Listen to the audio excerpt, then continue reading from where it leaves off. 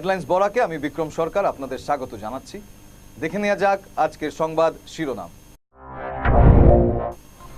বরাক সহ ডিমা হাসাওতে একটি করে স্কিল ডেভেলপমেন্ট সেন্টারের ঘোষণা করলেন কেন্দ্রীয় মন্ত্রী সর্বানন্দ সোনোয়াল। নেহেরুর নাম বাদ দিয়ে বিবেকানন্দ যুব কেন্দ্র করার প্রস্তাব রেখে বিতর্ক উস্কে দিলেন শিলচরের বিধায়ক দিলীপ পাল।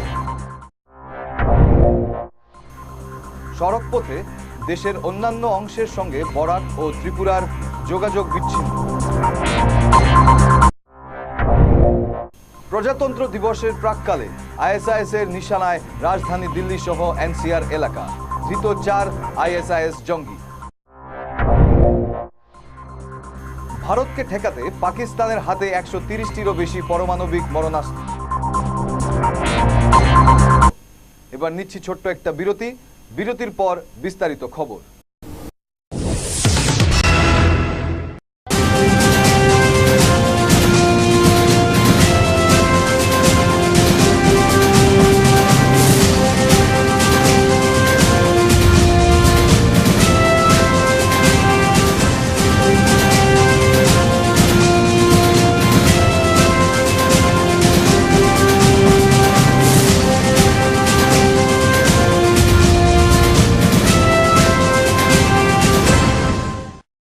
বরাক উপত্যকা সহ ত্রিপুরায় কেবল টিভি গ্রাহকদের জন্য এবার অত্যাধুনিক প্রযুক্তি ডিজিটাল টেলিভিশন পরিষেবা নিয়ে এসেছে অর্কিড কেবল টিভি নেটওয়ার্ক। এই পরিষেবা স্বল্প মূল্যে গ্রাহকদের জন্য থাকছে 500 ডিজিটাল চ্যানেল, সঙ্গে থাকছে বরাক উপত্যকার প্রথম এবং একমাত্র 24 ঘন্টার নিউজ চ্যানেল হেডলাইন্স বরাক। এছাড়াও বিনোদনমূলক চ্যানেল থাকছে অর্কিড প্লাস। ভারতবর্ষের অন্যতম ব্যবসায়িক প্রতিষ্ঠান হিন্দুজা গ্রুপের এই প্রকল্প বিশ্ববিখ্যাত এনএক্সটি ডিজিটালে বিশ্বমানের পরিষেবা উপভোগ করতে পারবেন বরাক এবং ত্রিপুরাবাসী। সেটটপ বক্সের মাধ্যমে গ্রাহকদের অত্যাধুনিক MPG4 টেকনোলজিতে প্রতিটি চ্যানেল পাবেন ঝকঝকে। তাই এই পরিষেবা পেতে হলে নিজ নিজ অপারেটরদের সঙ্গে যোগাযোগ করুন।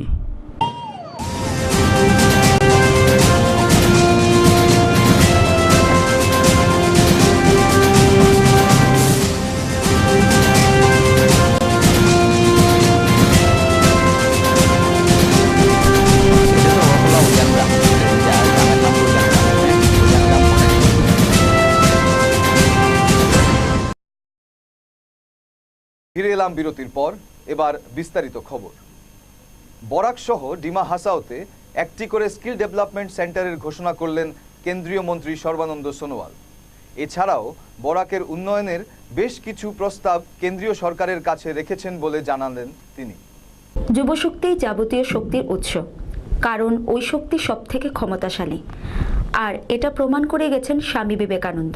শিলচরে অনুষ্ঠিত যুব সমারোহে এই মন্তব্য করলেন কেন্দ্রীয় ক্রীড়া ও যুব কল্যাণ মন্ত্রী Sarbananda Sonowal.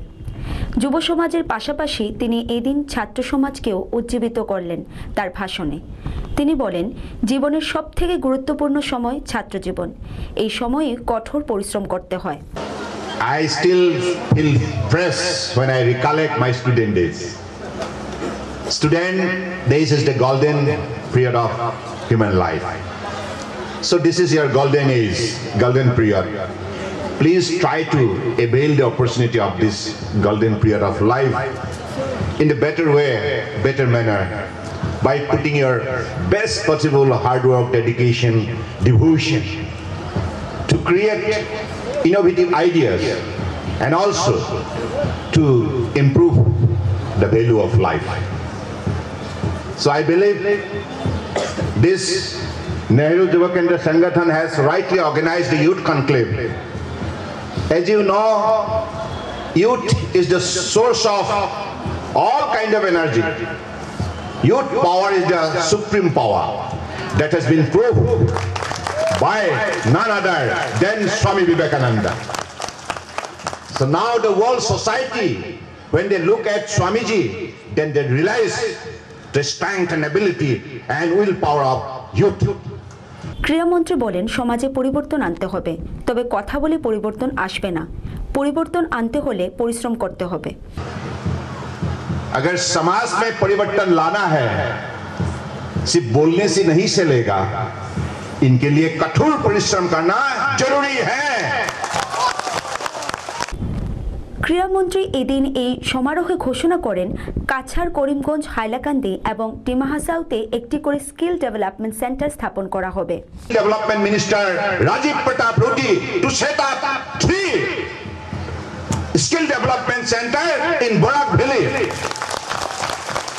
One at Karimganj, other at Hailakandi, and other at Silsar, and one more at Haflong. So this particular institute will help you to develop up your skill in the different trades, different discipline of life. You have inherited so many skills from your forefathers, but it is to be developed scientifically. You will have to develop the market value of your skill. So that is why our Honorable Prime Minister has launched this scheme only to develop, give that tuning to your skill so that it can generate the market value not only in the country but also in a foreign land. Sarbananda Sonowal জানালেন, বরাক উপত্যকার উন্নয়নে কিছু প্রকল্পের প্রস্তাব ইতিমধ্যেই সংশ্লিষ্ট বিভাগে দিয়ে রেখেছেন তিনি। সেগুলির মধ্যে রয়েছে বরাক নদীর উপর আরও 3টি সেতু, বরাকের ক্রীড়া পরিকাঠামো উন্নয়ন এবং একটি international centre for research and youth development. কেন্দ্রীয় মন্ত্রী বলেন, ক্রীড়া পরিকাঠামো উন্নয়নের কাজ আগামী বাজেটের পরই শুরু হয়ে যাবে। I am going to propose 3 more bridges over river Borak. 3 more bridges to develop the better connectivity. And also in the sports sector, we'll have to develop infrastructure at Karimganj, Hailakandi and Silsar. This will start from the next budget. শিলচরে Nehru যুব কেন্দ্রের উদ্যোগে প্রথমবারের মতো অনুষ্ঠিত হলো যুব সমারোহ। এতে মুখ্য অতিথি হিসেবে উপস্থিত ছিলেন কেন্দ্রীয় মন্ত্রী সর্বানন্দ সোনোয়াল।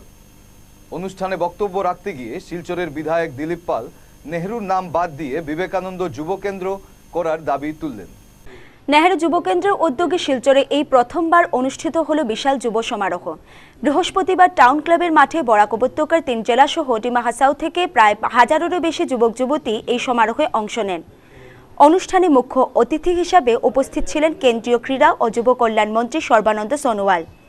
এছাড়াও মঞ্চে উপস্থিত ছিলেন প্রাক্তন কেন্দ্রীয় মন্ত্রী কবীন্দ্র পুরকায়স্থ, বিধায়ক Dilip Pal, NIT director NV Deshpande, এনওয়াইকের board of governor Dinesh Pratap Singh, বিশিষ্ট শিক্ষক শঙ্কর ভট্টাচার্য। অনুষ্ঠানের শুরুতে নেহেরু যুব কেন্দ্রের পক্ষে সংবর্ধনা জানানো হয় অতিথিদের। এরপর মুখ্য অতিথি সহ অন্যান্যরাও প্রদীপ প্রজ্বলনের মাধ্যমে সমারোহের সূচনা করেন। উদ্বোধনী সঙ্গীত এবং নৃত্য পরিবেশন করেন আর্য সংস্কৃতি বোধনী শিল্পীরা। অনুষ্ঠানে স্বাগত ভাষণ রাখেন এনওয়াইকের board of governor Dinesh Pratap Singh. এই সমারোহে বক্তব্য রাখতে গিয়ে শিলচরে বিজেপির বিধায়ক দিলীপ পাল নতুন বিতর্ক উস্কে দিলেন। তিনি বলেন, 1972 সালে নেহেরু যুব কেন্দ্র প্রতিষ্ঠিত হয়েছিল। যুব সমাজে নেহেরুর কী অবদান রয়েছে তা নিয়ে প্রশ্ন তোলেন। যুব সমাজকে কেউ যদি এগিয়ে নিয়ে গেছেন তিনি হলেন স্বামী বিবেকানন্দ। তাই নেহেরুর নাম বাদ দিয়ে বিবেকানন্দ যুব কেন্দ্র করার জন্য ক্রীড়ামন্ত্রীর কাছে প্রকাশ্যে দাবি জানালেন শিলচরের বিধায়ক। এটা একটা অদ্ভুত পরিবর্তন এবং এর দ্বারাই আমরা বুঝতে পারছি যে আমাদের কেন্দ্রে যে সরকার আছে নরেন্দ্র মোদীজির নেতৃত্বে তিনি কতটুকু গুরুত্ব দিচ্ছেন যুব শক্তিকে। আজকে তিনি মোদীজি বারবার বলছেন যে ভারতবর্ষের 70 কোটি জনসংখ্যা হচ্ছে যুব শক্তি। এই বিশাল যুব শক্তি আজ তাদেরকে ঘুম পাড়িয়ে রাখা হয়েছিল, দীর্ঘ 60 বছর ঘুম পাড়িয়ে রাখা হয়েছিল। এই যুব শক্তি জাগ্রত হলে ভারতবর্ষকে কেউ আটকাতে পারবে না। ভারতবর্ষ বিশ্বের সর্বশ্রেষ্ঠ দেশ হিসাবে গণ্য হবে। রাতাছড়াতে প্রবল বর্ষণ এবং কার্গো ফেসে যাওয়াতে সড়কপথের যোগাযোগ বিচ্ছিন্ন হয়ে পড়েছে।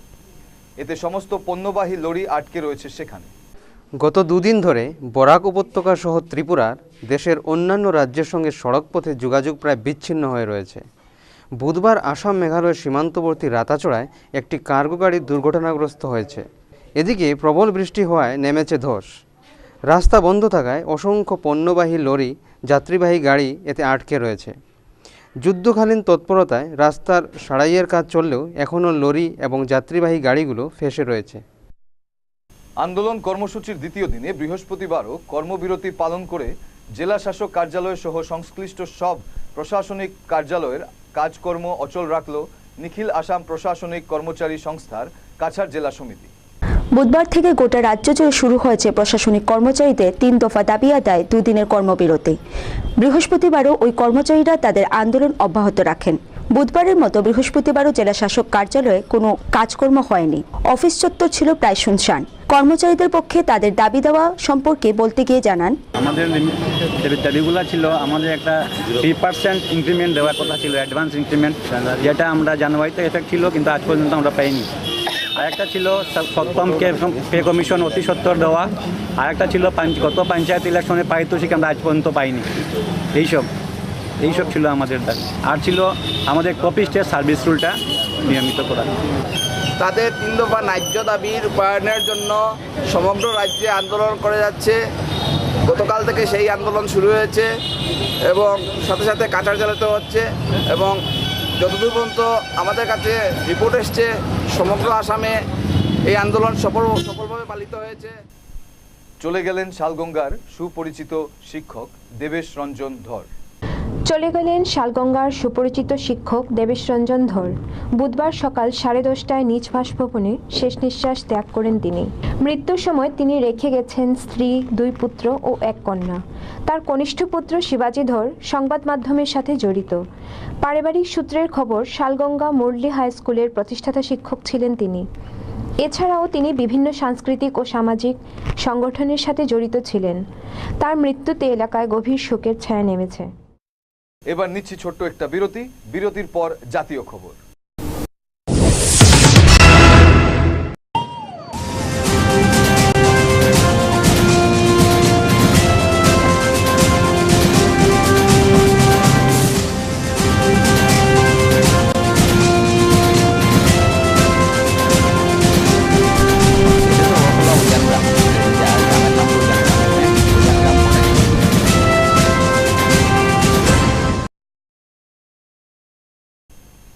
ফিরে এলাম বিরতির পর। এবার জাতীয় খবর। প্রজাতন্ত্র দিবসের প্রাককালে আইএসআইএস এর নিশানায় রাজধানী দিল্লি সহ এনসিআর এলাকা। ধৃত 4 আইএসআইএস জঙ্গি থেকে জানা গেল এই তথ্য।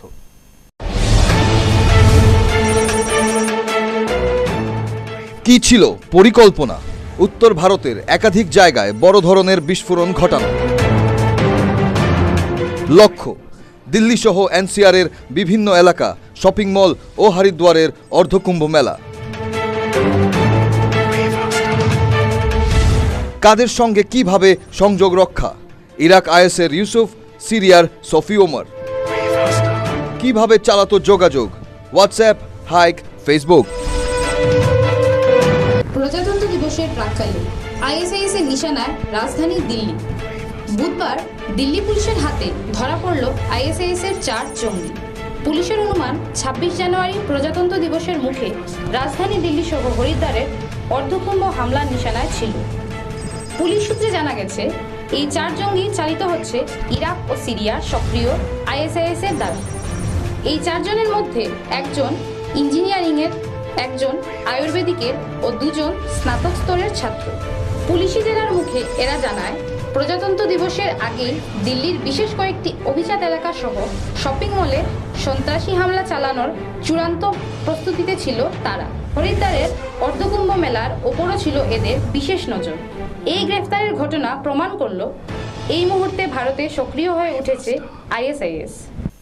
ভারতকে ঠেকাতে এবং ভারতের বিরুদ্ধে ব্যবহার করতে পাকিস্তান মজুত করে নিয়েছে 130টিরও বেশি পারমাণবিক মারণাস্ত্র। পাকিস্তান 110 থেকে 130টি পারমাণবিক মারণাস্ত্র ভারতের বিরুদ্ধে ব্যবহার করতে মজুত করেছে। ভারতকে তার বিরুদ্ধে কোনো সামরিক অভিযান থেকে বিরত রাখতে এই পদক্ষেপ নিয়েছে পাকিস্তান।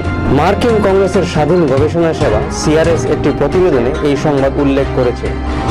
ইসলামাবাদের ফুল স্পেকট্রাম ডিটারেন্স দৃষ্টিভঙ্গির প্রতি ক্ষোভ ব্যক্ত করা হয়েছে ওই প্রতিবেদনে। কারণ এই দৃষ্টিভঙ্গি দক্ষিণ এশীয় 2 রাষ্ট্রের মধ্যে পারমাণবিক যুদ্ধের ঝুঁকি বাড়িয়েছে। 28 পৃষ্ঠার এই প্রতিবেদনে আরও বলা হয়েছে, পাকিস্তান পারমাণবিক অস্ত্রসহ সংশ্লিষ্ট উপাদান জোগাড় করে নিজের অস্ত্র ভান্ডারকে বাড়িয়ে যাচ্ছে। এই প্রতিবেদনটি প্রকাশিত হওয়ার পর অনেক পর্যবেক্ষক তাদের ক্ষোভ ব্যক্ত করেছেন। বিশিষ্ট শাস্ত্রীয় নৃত্যের কিংবদন্তি শিল্পী পদ্মভূষণ মৃণালিনী সারাভাই প্রয়াত। ভারতীয় শাস্ত্রীয় নৃত্যের কিংবদন্তি শিল্পী পদ্মভূষণ মৃণালিনী সারাভাই বৃহস্পতিবার সকালে শেষ নিঃশ্বাস ত্যাগ করেন। মৃত্যুকালে তার বয়স হয়েছিল 97। তিনি বিশ্ববিখ্যাত পদার্থবিজ্ঞানী বিক্রম সারাভাইয়ের স্ত্রী। তিনি প্রিয়জনের কাছে আম্মা বলেও পরিচিত ছিলেন। সংক্রমণজনিত কারণে তার স্বাস্থ্যের অবনতি ঘটলে বুধবার তাকে হাসপাতালে ভর্তি করা হয়। মৃণালিনী মৃত্যুকালে রেখে গেছেন এক পুত্র, সেন্টার অফ এনভায়রনমেন্ট এডুকেশনের প্রতিষ্ঠাতা কার্তিকেয় সারাভাই সহ এক কন্যা, বিশিষ্ট নৃত্যশিল্পী ও সমাজসেবী মল্লিকা সারাভাইকে।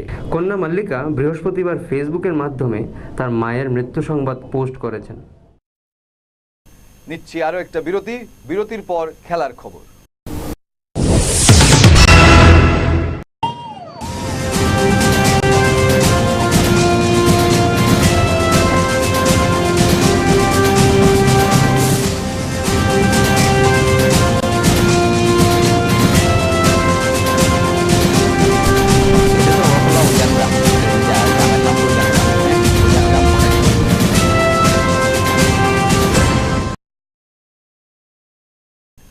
ফিরে এলাম বিরতির পর, এবার খেলার খবর। ফার্স্ট ডিভিশন ক্রিকেট ম্যাচে বিজয়ী সংঘের কাছে পরাজয় ক্লাসমেট ইউনিয়ন্সের। বৃহস্পতিবার ফার্স্ট ডিভিশন ক্রিকেট ম্যাচ অনুষ্ঠিত হয় বিজয়ী সংঘ এবং ক্লাসমেট ইউনিয়নের মধ্যে। বিজয়ী সংঘ এই ম্যাচে ক্লাসমেট ইউনিয়নকে 3 উইকেটে পরাজিত করে। বৃষ্টিবাধিত ম্যাচটিকে 40 থেকে কমিয়ে 30 ওভারে আনা হয়। নির্ধারিত 30 ওভারে বিজয়ী সংঘ 60টি উইকেট হারিয়ে মোট 159 রান করে। জয়ের জন্য 160 রানের লক্ষ্যমাত্রা নিয়ে খেলতে নেমে ক্লাসমেট ইউনিয়ন মাত্র 75 রানের সবকটি উইকেট হারায়। এদিনের ম্যান অফ দ্য ম্যাচ বিজয়ী সংঘের রাজু চন্দকে ঘোষিত করা হয়। তিনি 1টি উইকেট সহ 66 রান করেন। আজকের মতো খবর এ পর্যন্তই। শুভরাত্রি।